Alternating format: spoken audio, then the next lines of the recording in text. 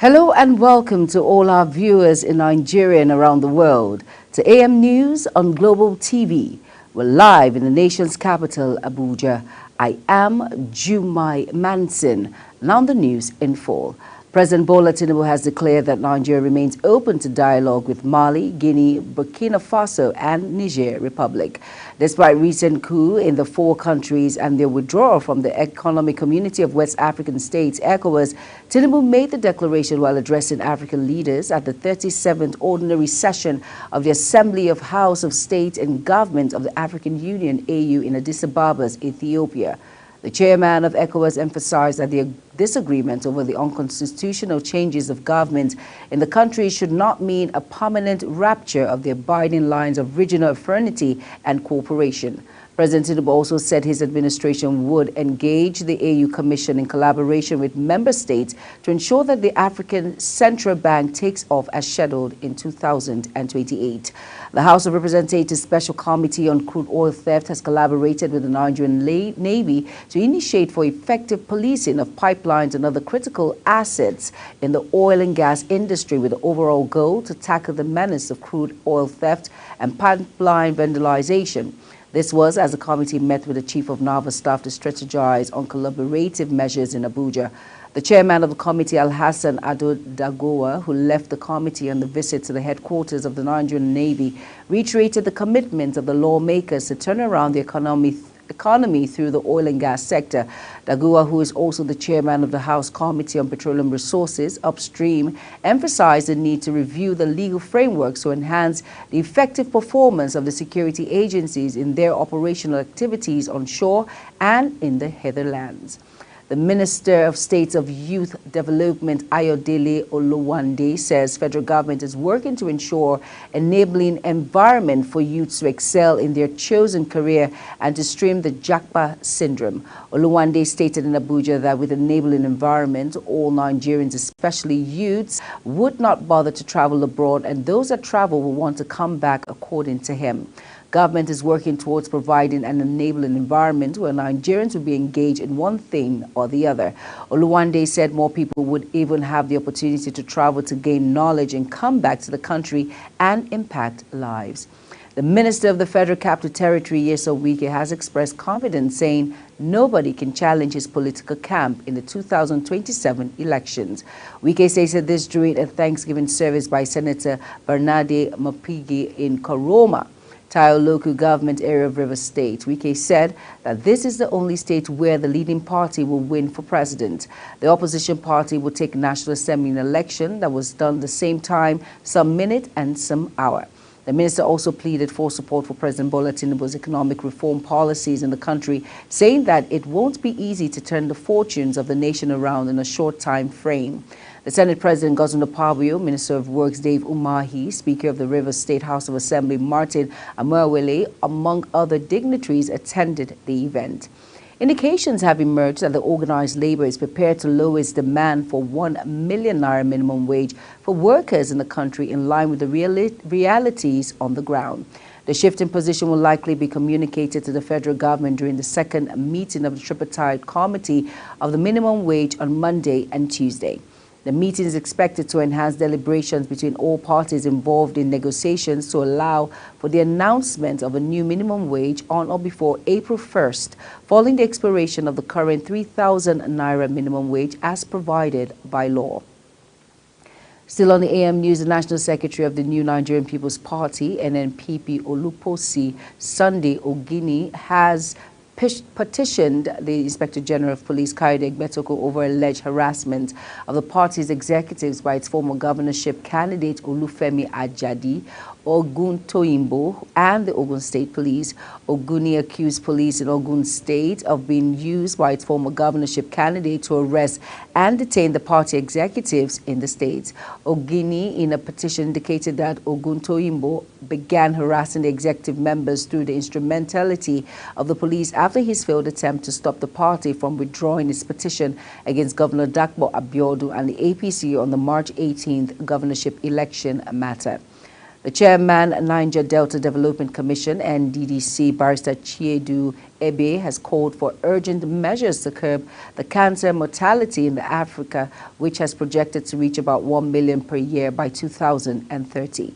The NDDC boss, who said early screening and detection are vital to saving lives, spoke at the event to mark the 2024 World Cancer Day held at the Layak Cancer Care Center Central Hospital, Agbo, Delta State.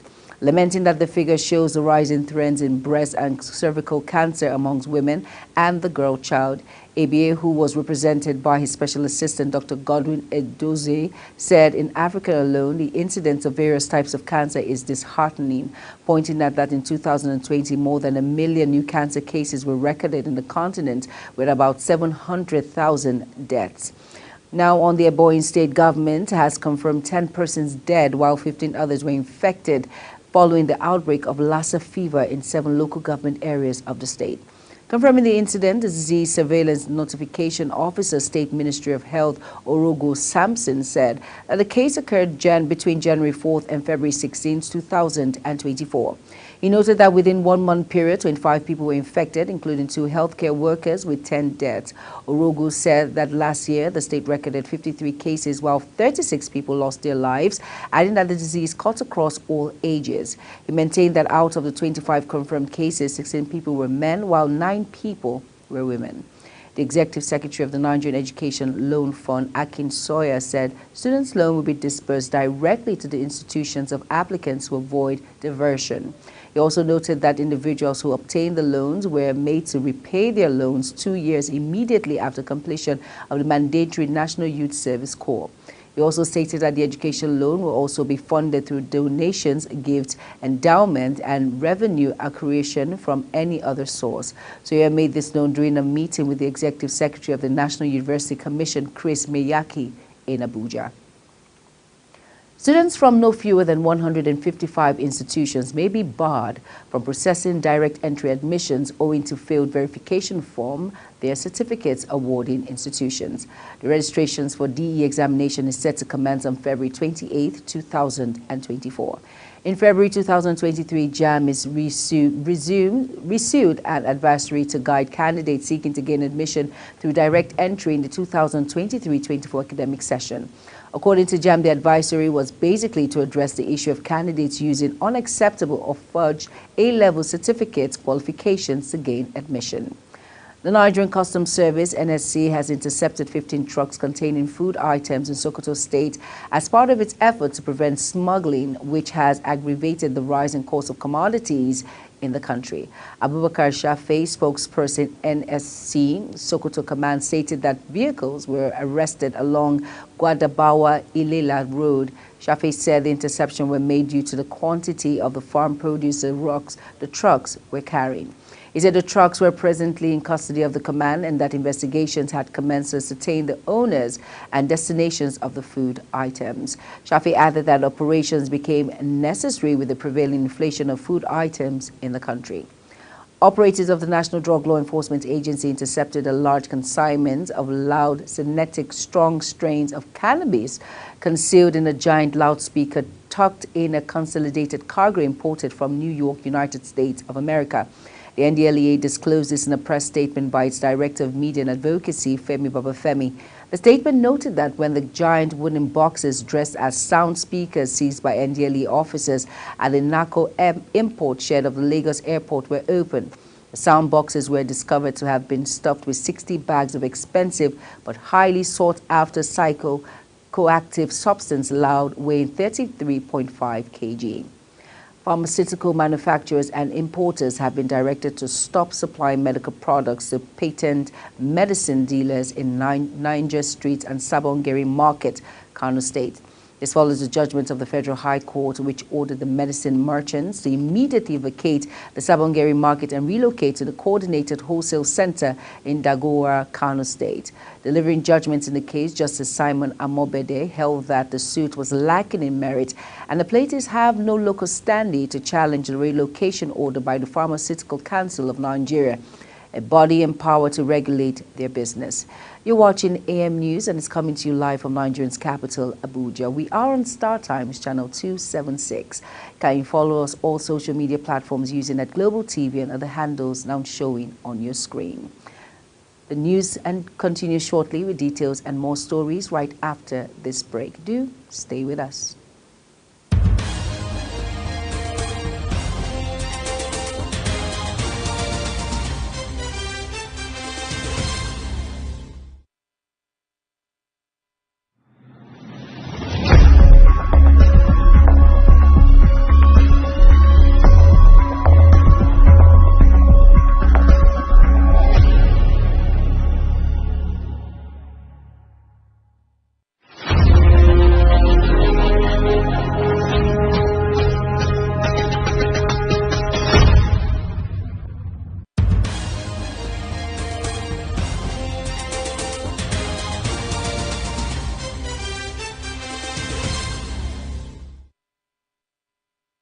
You're welcome back, and if you're just tuning in, this is Global Television bringing you live broadcast of AM News.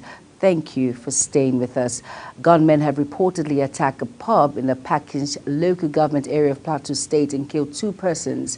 It was learned that one of those killed during the attack, which occurred on Saturday, was the State Publicity Secretary of the All Progressive Congress, Sylvanus Namang. Suddenly, some armed people came to the place and shot at him and one other person. He later succumbed to the injuries sustained and died. And over now to our foreign decks, the UK government invested more than €300 million in delivering programs and peacekeeping to bolster Africa's nation's stability and security last year, to the benefit of people in Africa and the UK.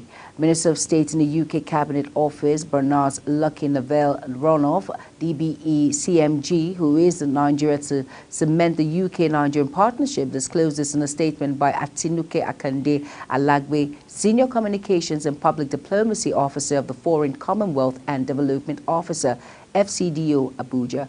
The visit comes days after the UK-Nigerian Security and Defense Partnership talks, where the 2 countries reach agreement on cybersecurity, defense cooperation, counter-terrorism, human rights, and civil-military cooperation.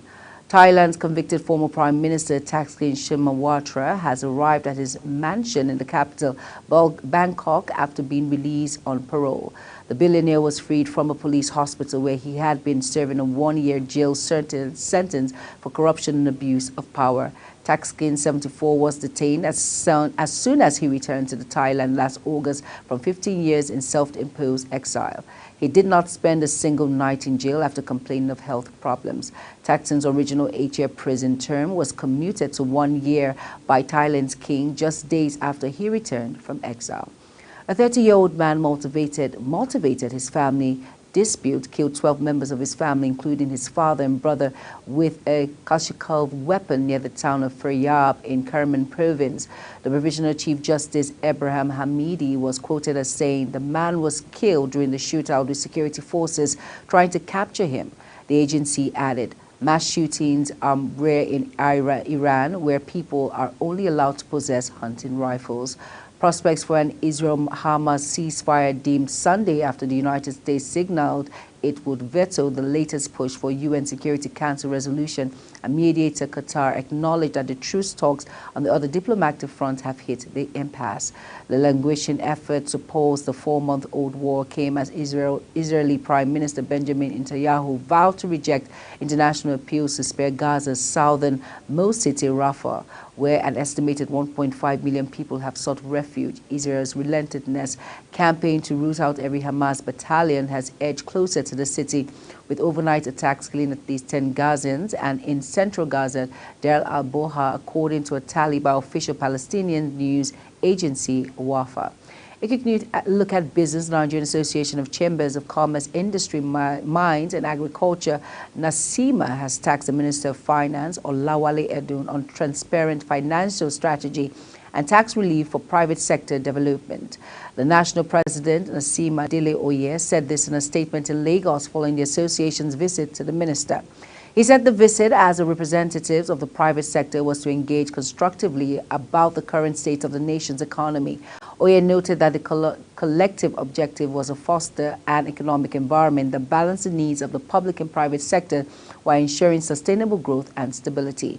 He noted that the association's finding revealed that while the private sector diligently fulfilled its tax obligations, there was an exception on reciprocity of the form of efficient public service and infrastructure.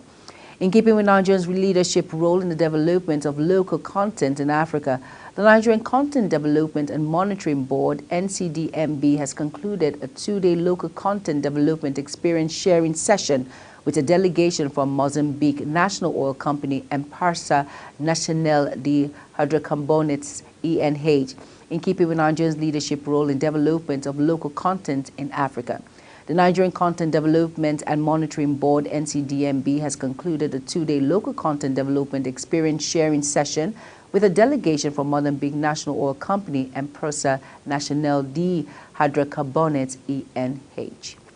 The Director General of the Small and Medium Enterprise Development Agency of Nigeria, SMEDEN, Charles Odi, has pledged repaid growth and prosperity for small businesses in the country through the agency's Grow Nigerian agenda. The initiative focuses on enhancing local production capacity and expanding market access both domestically and internationally. Odi made this commitment while receiving a public service award in recognition of his outstanding achievements since assuming the role of Chief Executive Officer of the agency dedicated to SME development in the country. And now on Socio-Economic Rights and Accountability Project, SERAP has urged Mele Kyari, Group Chief Executive Officer of the Nigerian National Petroleum Company, NNPC Limited, to promptly account for and explain the whereabouts of the alleged missing USD $2.04 billion and $164 billion oil revenue. SERAP said the allegations are documented in the latest annual report recently published by the Auditor General of the Federation. SERAP urged Kyari to name and shame those responsible for the disappeared oil money, surcharge them for the full amount involved, and hand them over to appropriate anti-corruption agencies. The Minister of Industry, Trade and Investment, Dr. Doris Uzoka Anete, has expressed the need to work with the Nigerians in Diaspora Commission, NIDCOM, to boost diaspora investments in the country. The minister made this known while speaking during a courtesy call by the chairman and CEO, NIDCOM, Dr. Abike Dabiri Erewa, in Abuja. The minister stressed that she will create a full department called Catalytic Investments Unit in the ministry to accommodate all diaspora-related matters. She also commended NIDCOM for partnering with the private sector-led Nigerian Diaspora Summit Initiative, NDSI, to organize the Nigerian Diaspora Investment Summit, which has provided a platform for Nigerians who want to invest. The Federal Airport Authority of Nigeria, FAN, has reopened the runway at Murtala Mohammed International Airport, MMIA, Lagos, 11 months after closure for maintenance. Link 2 and 3 of the runway are now open to international traffic, thereby reducing burden on domestic runways on Saturday. Kenya Airlines landed on the runway and was welcomed with a water cannon salute. The FAN had in March 2023 announced the international runways 18R and 36L at Murtala Mohammed Airport, Lagos, will be shut down for maintenance. FAN said the runway would be closed for 8 weeks for maintenance. The National Insurance Commission, NACOM, has secured the partnership of National Orientation Agency, NOA, and the Federal Ministry of Youth Development to deepen insurance awareness and enforcement in the country. To this end, the Commissioner for Insurance, Chief Executive Officer, CEO of NACOM, Olurundare Sunday, recently paid a courtesy visit on the Director General of NOA, Lanre Isa Onolu, to explore ways of collaboration so that Nigerians get the right orientation about insurance, products and services. The DG/NOA enjoined NACOM to leverage on its structure, rich platforms, as well as understanding of the locality where they have presence, where promising to work closely with NACOM in this regard. And now on sports, over 1,000 athletes from 100 schools will be competing in a 5-day athletics event tagged Making of Champions, MTN Champs Season 2, in various categories at the main bowl of the Stephen Keshi Stadium, Asaba, Delta State. The events are 100, 200, 400 meters high jump, long jump, and relay for under 14 and 17 boys and girls. At a news conference in Asaba, the president of Athletics Federation of Nigeria, Tanobok Okowa, described the event as key to the forthcoming African Games and the Olympics, saying it would be a build-up for the continental and global event. While advising athletes to be careful not to sustain injuries, he envisaged more surprises, just as organizers says adequate arrangements have been made for the smooth take-off of the sports fiesta. Napoli boss Walter Mazzarri has revealed the reason Victor Osimhen was not included in the match day squad against Genoa.